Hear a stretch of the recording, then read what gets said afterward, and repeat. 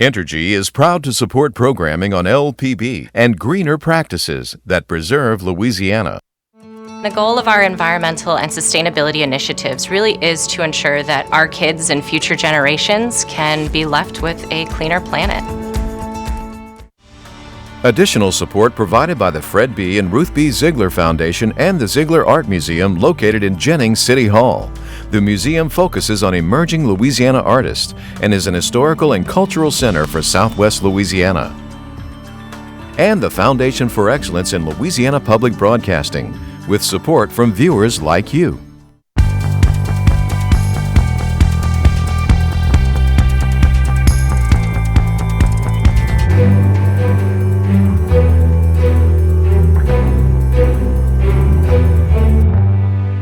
Each week we are seeing more cases. A nasty flu bug taking a big bite out of the Bayou State. I think the thing I was struck by the most was just how public an affair it was. LSU students right in the middle of the Iowa caucuses. And then we take that information and use it with climate models to better understand what potentially could happen in the future. The impact of climate change on Gulf coral reefs.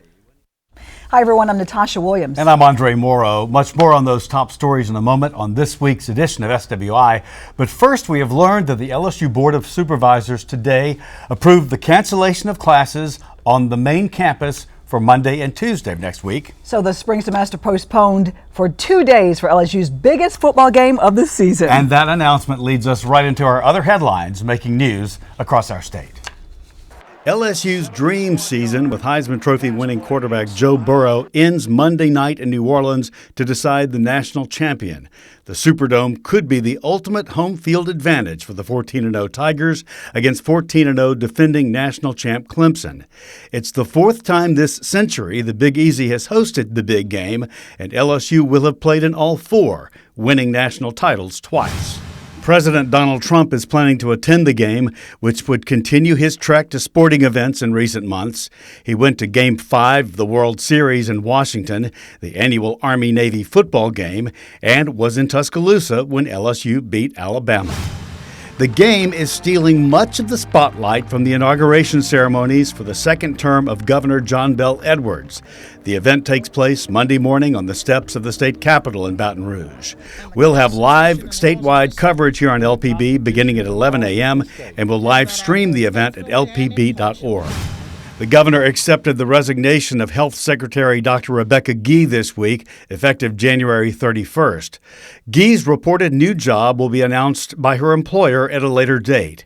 She is credited with being on the front lines of the state's expansion of Medicaid, bringing health care to more than 460,000 in Louisiana, but faced ongoing criticism from Republicans about her management of it. She also helped launch a revolutionary subscription plan to treat hepatitis C, a plan that would make care affordable and potentially eliminate the disease in Louisiana. The Medicaid program begins a new year under a cloud of uncertainty.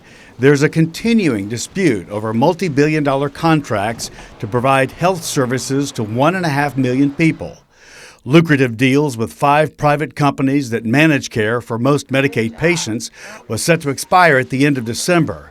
With 2 losing bidders that currently hold contracts taking legal action, the governor has signed emergency deals to keep those private companies in place for now to avoid disruption of health care. Borden Dairy Company is the second dairy producer to file bankruptcy in recent months, but will continue operating with business as usual throughout the process. Borden was founded in 1857 and was the first milk company to use glass milk bottles. Today, the company distributes nearly 500 gallons of milk every year. They operate 12 milk processing plants and employ 3,300 people. Milk consumption in the U.S. has declined, though, since the 1970s as consumers have flocked to dairy alternatives like almond milk. A new study about Louisiana and early retirement finds us not at the top or the bottom, but squarely in the middle. The state is the 26th best state for people planning to retire early, according to theseniorlist.com. The study looks at many financial, health-related, and lifestyle factors. The state scores high in monthly housing costs and average temperature. A new high school in New Orleans is preparing students for careers in coastal protection and restoration, anticipating a future with ongoing climate change and sea level rise. New Harmony High opened in the fall of 2018 and currently has 100 students.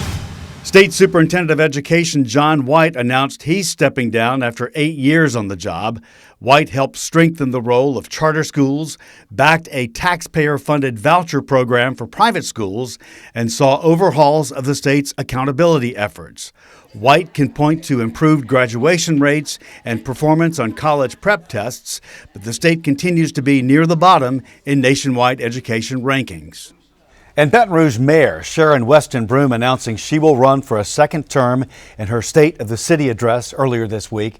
She also answered questions about the controversial breakaway city of St. George, that issue in East Baton Rouge Parish. It is a democracy, and the action steps that I have taken are part of the democratic process as well. I am concerned about every zip code in this city and parish, and that includes the proposed area which I think you are referencing. When I ran for mayor, I never did say I support a breakaway city. I committed to the citizens of this city and parish that I would work tirelessly to keep our community together. You heard me make some statements about what can happen with change when a community works together. We can't run away from one another. We're in this together. Your success and my success, believe it or not, is connected in a very interesting way. And so I want the best for everyone in the city.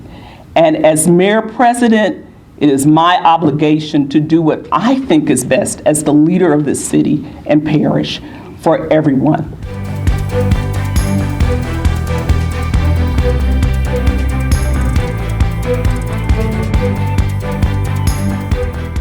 The Centers for Disease Control say 3,000 people have died from the flu this season so far, and their statistics show Louisiana is topping the nation in flu activity. We talked to a local doctor and some residents about what they're doing to try to avoid the bug. Karen Nealon says for years she didn't get one. I didn't always, because I'm kind of in a low risk category. I didn't used to work outside of the house, but now we have a personal training studio, and so I see a lot more people. But now an annual flu shot has become a top priority. She says her doctor told her this year it was especially important. He said this year they expected an epidemic in Baton Rouge of the flu, and that's what he said way back in October. And her doctor was on target. The entire Bayou State began seeing increased levels of flu activity in late August, much earlier than usual. And currently, the Louisiana Department of Health reports that flu activity is widespread in the state, with almost 3 times as much activity as other states in the region. And I said, why not? It doesn't hurt you to get the shot. Nealon says her doctor even took added measures. He encouraged me to get a shot. It's like a 4-virus shot, one that, not a 1 virus, but they did some research and they did a 4-virus shot. And they got it like early, and he said, definitely get it. It's really hard to predict whether a flu season is going to be a bad year or a good year. Experts usually start to predict that in our summer when they look at the wintertime in the southern hemisphere. And what we saw in Australia this year was a pretty significant flu season with a lot of death. So the CDC put out warnings saying please get vaccinated early, and we saw that early rush in October. We saw more influenza B in Baton Rouge in October than we had ever seen since we've been tracking influenza here. Dr. Catherine O'Neill is an infectious disease doctor and Associate Chief Medical Officer at Our Lady of the Lake Hospital in Baton Rouge. So we knew it was an early season. We saw a brisk uptick in influenza B, and then it started to decline, and now we are seeing our traditional flu season, which was an increase in influenza A that began about a month ago, and each week we are seeing more cases. The Centers for Disease Control estimates more than 6.5 million people have had the flu so far, and we're just entering the second peak of the season. Dr. O'Neill says there's still time to do what you can to avoid getting sick. The first thing is you need to cover your cough and you need to wash your hands. Those are your basic defenses against anybody's respiratory illness. And the second most important thing that you can do, and the only thing you can do to prevent the flu besides good hand hygiene, is your vaccination. We're only halfway through the flu season, and so it's still really time to get your vaccination now. You'll have lots of protection from it. I expect to see high flu numbers until the end of March, and we don't want to spend another 3 months wondering whether we're going to get the flu, so it's time to get vaccinated. Sidney Rodriguez says he knows the risk. He says he didn't get a flu shot earlier this year, and he doesn't plan to get one now. Simply probably because I take care of myself, like health-wise, and I work out regularly at Regimen Fitness right behind us. And good luck, too, I guess. The 24-year-old says he's concerned, but he hasn't had the flu since he was a kid. I suppose anything serious worries me. Maybe I haven't taken it as seriously as I should, but been okay so far, so I don't get sick, knock on wood. But experts say so far this season, around 3,000 people have died from the flu, and our state is one of 9 with the highest number of flu cases. We don't have the patient population that can handle 2 peaks. We have a lot of people over 65. We have a lot of people with chronic pulmonary conditions, and those people are really susceptible to admission and susceptible to death. And so because we have a large percentage of those patients in our patient population, we really need to be pushing the flu vaccine. If you haven't been vaccinated, you should call your physician's office today and find out how you can get a vaccine. What should you do if you think you have the flu?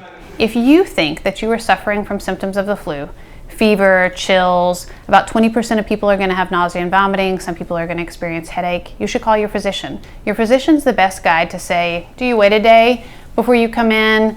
The physician knows you. If you're somebody who has chronic medical conditions, they're going to ask you to come in right away. She says young children can be especially vulnerable. It is never too early to start to teach your children how to cover their cough and to wash their hands. Hand washing is taught in the primary schools now, and making sure when you go to crowded areas, church, the movies, the mall, that you're washing your hands repeatedly and that you're covering your cough. Those are the 2 big things that are going to prevent you from getting a respiratory illness. Karen Nealon says she's been fortunate she's never gotten the flu, but she says she's still not taking any chances. Why not? Why not be safe than sorry? And then if you do get it, you're supposed to get a milder case. So I think it's important. Dr. O'Neill wants to dispel a common myth. She says you do not get the flu from the shot. The flu shot does not contain a live virus. And she says if you're sick, don't go to work. If you have a fever of 101 or more, stay home and away from others so you don't spread it around the office.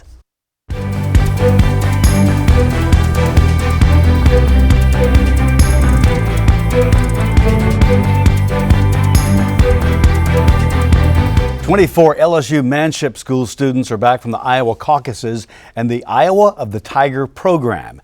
It's the 4th trip to the caucuses since the program began in 2007. We talked with some of those who just returned, along with their advisor, Professor Bob Mann. Mann has gone to all 4 Iowa of the Tiger events with students.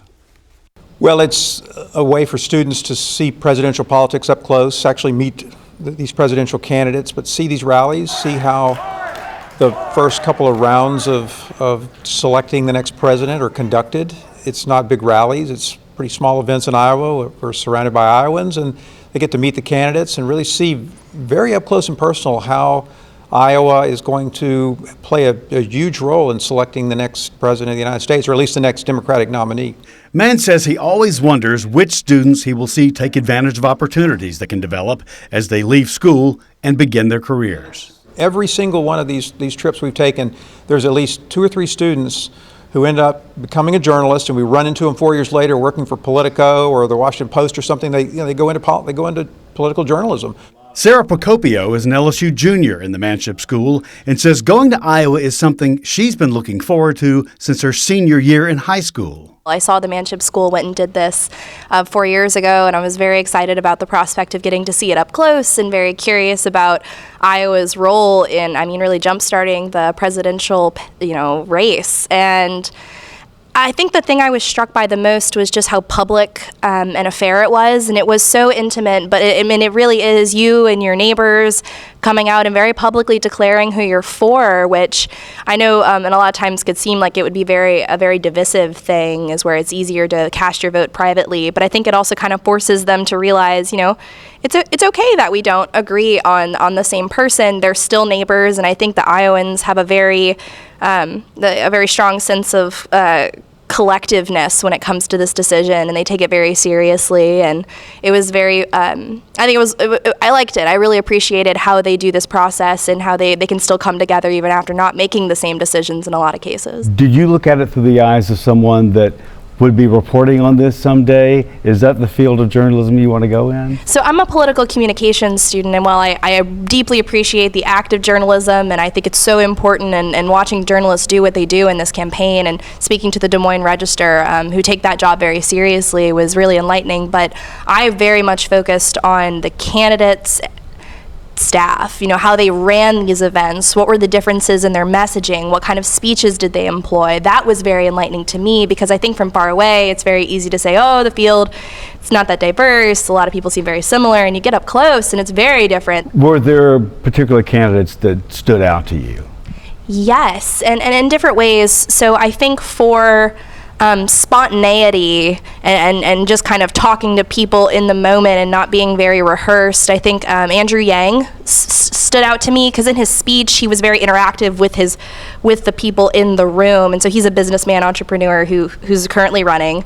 And we were in a coffee shop in Perry, Iowa, and there wasn't a great stage, so he jumps up on the coffee counter, like the counter where you check out, and the people just kind of crowd around him, and in his speech he asks questions and he gets them to call and respond, so that the interactivity, I think, is very good for his campaign, and it brings that sense of connection, is where I think Joe Biden is very different. It's a little more rehearsed, he's a little more reserved, he doesn't take as many questions, and he's the former vice president. I understand why he can do that, but it's very different to see kind of the outsider's interactivity and kind of the more established politician kind of a little bit more clean and polished.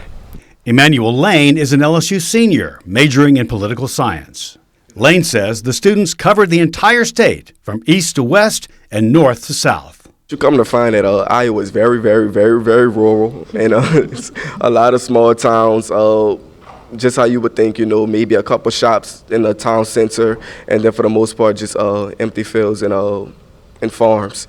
So we stayed in Des Moines, and on the first day we went out to Council Bluff, which is in western Iowa, and then the next day we went to eastern Iowa and to Davenport. Lane hopes to see himself someday in a Washington job. I would love to work on Capitol Hill in a office of a senator or a congressman, doing legislative work, working on public policy. But also, this trip has made me interested in political communications, kind of working on strategies for different campaigns, because I could see how certain campaigns had different strategies when it came to the media. For example, Pete Buttigieg is very, very open with the media, and I think that kind of helps him with media coverage. And other candidates are more, closed off when it comes to the media.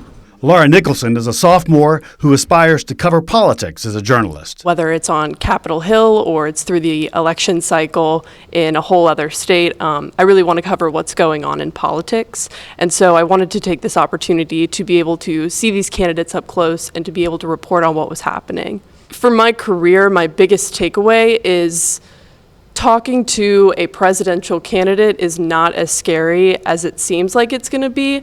I feel like at the start of the trip, talking to all these candidates that I've been seeing in the news kind of made me a little starstruck almost.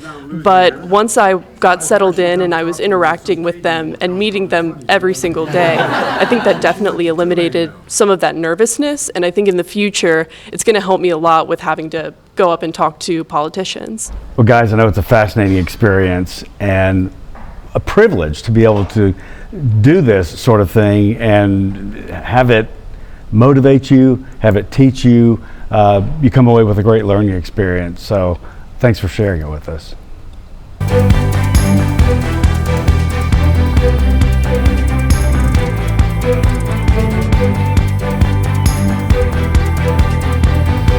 An LSU scientist, a paleoclimatologist, is leading a team studying the impacts of climate change on precious coral reefs around the world, specifically in the Gulf of Mexico and one off our coast that coexists among oil rigs and deep sea fishermen. It's a relatively small reef. It's not a barrier reef. It sits on top of a salt dome. The reef that is the main part of the study, led by LSU scientist Christine DeLong, is the reef closest to Louisiana in the northern Gulf of Mexico, on the edge of the continental shelf. It's called Flower Garden Banks and is about 60 feet below the surface of the water.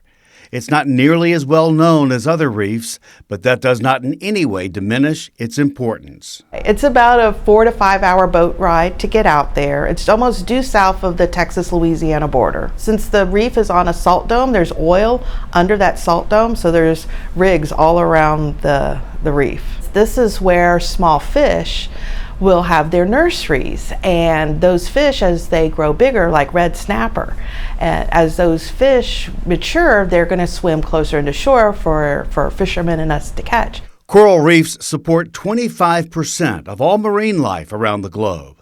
DeLong's focus is to understand how climate of the past can potentially impact what's ahead. So we're all very concerned about future climate change, and one of the things we need to better understand is normal climate change. So that's one of the things that paleoclimatologists try to do, is understand what that natural climate change is. And we can look at different periods in the past when sea level was higher, when it was lower, when it was warmer, when it was colder, and that helps us understand how the natural system operates. That information is then put into use with climate models, which can then help calculate what can potentially happen in the future. So one of the things we're seeing is that temperatures are rising and water temperatures will be going up. The other thing that will also happen is, as we have more carbon dioxide in the atmosphere, that will also dissolve into the ocean water, which starts to change the pH or acidity of the water. And for different organisms like oysters and shrimp and lobsters and corals, that acidity will start to affect their ability to form their shells and for their ability to become functional in the system. All these factors are sounding alarms.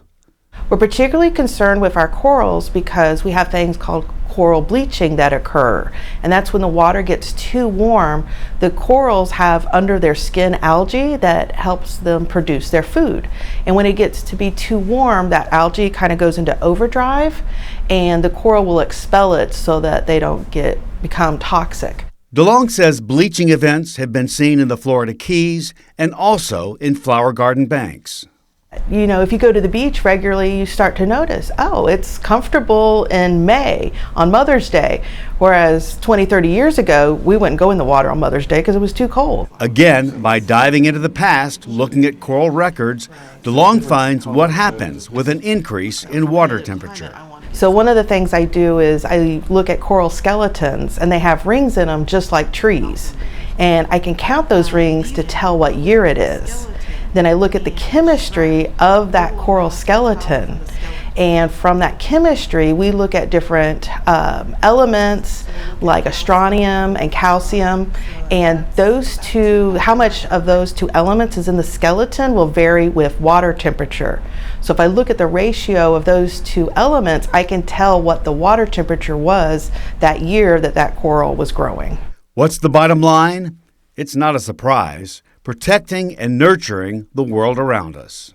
What concerns you, what people should be aware of? Protecting our reefs. We don't want to have more human impacts on them because they're going to be stressed from rising temperatures and from rising acidity. So we don't want to do things like dragging our anchors across the reefs. We want to make sure we collect our garbage, not put nets over the reefs because that will smother the corals and stress them out even further. So we want to protect them. Coral reefs in shallow waters also help break up wave action from approaching hurricanes, so they work as natural storm surge barriers. For more information on this research, you can click on the link. It's on our website at lpb.org. The executive director of the Louisiana Family Forum, Reverend Gene Mills, discussed the friction between the Democratic governor and majority Republican legislature. He was the guest speaker at the Baton Rouge Press Club Monday. He talked about what he believes it will take for Governor John Bel Edwards and the Louisiana legislature to solve the problems of our state. The prospect for Senate President, at least the favored prospect for Senate President, is Page Cortez. I spoke to Page earlier this week, and he still assures me that he's got the numbers. He's moving in a direction. He's found the team that he needed and is in the process of securing that vote. His counterpart in the House, the heir apparent to the gavel as the Speaker of the House, in spite of a lot of the conversation, is still Sherman Mack. is another player that's a significant player, Clay Shakeschneider.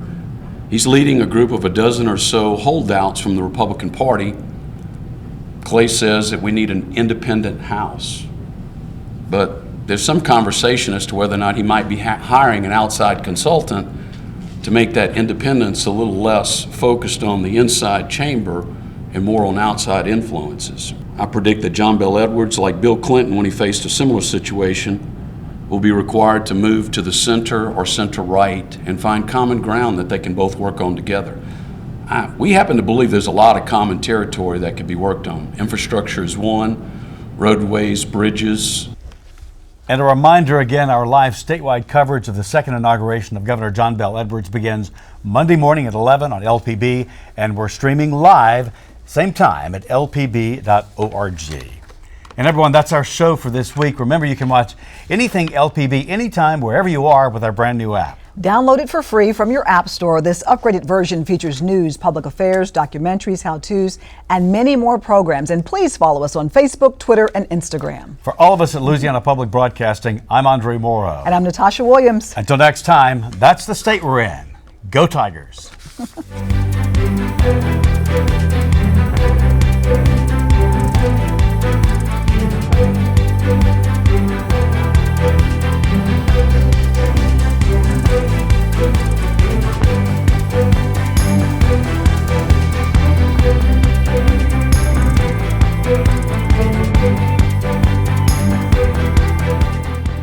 Entergy is proud to support programming on LPB and greener practices that preserve Louisiana. The goal of our environmental and sustainability initiatives really is to ensure that our kids and future generations can be left with a cleaner planet. Additional support provided by the Fred B. and Ruth B. Ziegler Foundation and the Ziegler Art Museum located in Jennings City Hall. The museum focuses on emerging Louisiana artists and is an historical and cultural center for Southwest Louisiana. And the Foundation for Excellence in Louisiana Public Broadcasting, with support from viewers like you.